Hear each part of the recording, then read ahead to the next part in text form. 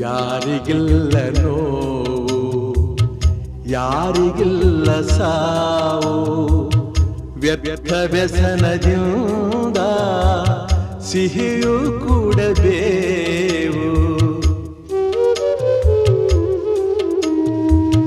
ಬಾಡುವೊಂದು ಸಂತೆ, ಸಂತೆ ತುಂಬ ಚಿಂತೆ, ಮಧ್ಯಮದಗಳಿಂದ ಚಿಂತೆ ಬೆಳೆಯುವುದಂತೆ.